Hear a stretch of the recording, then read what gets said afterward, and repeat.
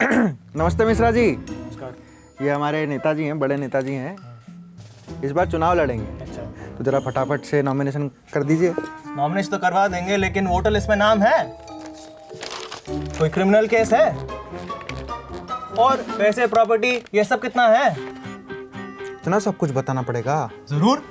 Lok Sabha election में अगर किसी भी नेता या कैंडिडेट को लड़ना है तो फिर नॉमिनेशन पेपर्स यानी चुनाव के पहले अपना नाम रजिस्टर कराते वक्त उनको अपनी पूरी लाइफ हिस्ट्री बतानी पड़ेगी। हाँ, बट ये सब किसको और कैसे बताएंगे? Under the representation of people's act 1951 चुनाव लड़ने के लिए 2 फॉर्म्स फिल करने होते हैं। पहला होता है नॉमिनेशन फॉर्म और दूसरा होता है इलेक्शन एफिडेविट। इनमें कैंडिडेट्स को यह सर्टिफाई करना पड़ता है कि वो चुनाव लड़ने के लिए एलिजिबल है। मतलब he should be an Indian citizen, should not hold an office of profit, should be at least 25 years old, his name should be in the electoral roll, वगैरह वगैरह। बस इतना ही? अगर क्रिमिनल हो तो? Well, depends. मान लो कोई भी कैंडिडेट को रेप, धर्म के नाम पे violence, promotion of untouchability, terrorism, money laundering या फिर कोई भी और क्रिमिनल एक्टिविटी के लिए जेल में 2 साल की सजा सुनाई गई। अगर वो अभी भी जेल में है, देन ही कांट कंटेस्ट। लेकिन अगर जेल से निकले हुए 6 साल कंप्लीट हो जाते हैं, देन ही और she can file nomination papers. और अगर उन्होंने बताया ही नहीं तो?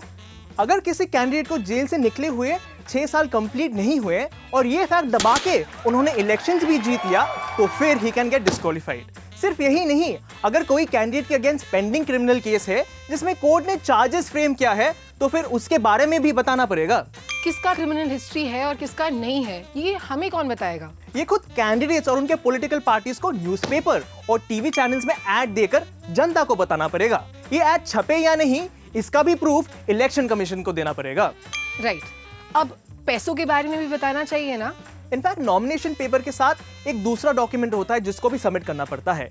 इसे एफिडेविट कहते हैं और इसमें घर, जमीन, प्रॉपर्टी सब डिक्लेयर करना पड़ता है।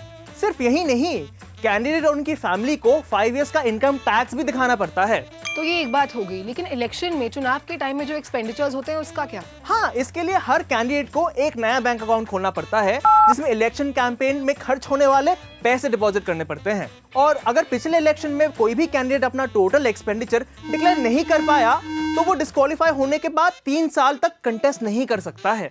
अच्छा, और पढ़ाई लिखाई वो भी बताना चाहिए ना? बिल्कुल। अ कैंडिडेट मस्ट स्पेसिफाई कि उन्होंने कहां तक पढ़ाई की है। इसके अलावा ही और she has to mention his complete address and telephone numbers. लेकिन ये सारे जो डॉक्यूमेंट्स हैं, ये हम लोग कैसे देखेंगे? यही डॉक्यूमेंट्स ईसी के वेबसाइट पे अपलोड होते हैं और इसके साथ साथ यही डॉक्यूमेंट्स ईसी के लोकल ऑफिसेस के नोटिस बोर्ड पे भी देखा जा सकता है। तो मतलब हम भी देख सकते हैं इसको? जी हाँ, you have every right to know your candidate before making a decision on who to vote. अगर कोई कैंडिडेट अपनी क्रिमिनल हिस्ट्री, केसेस या प्रॉपर्टी के बारे में इंफॉर्मेशन दबा के इलेक्शन जीत जाता है, then you can file a petition in the court. उसके बाद the court will decide if he's guilty and whether he should be disqualified.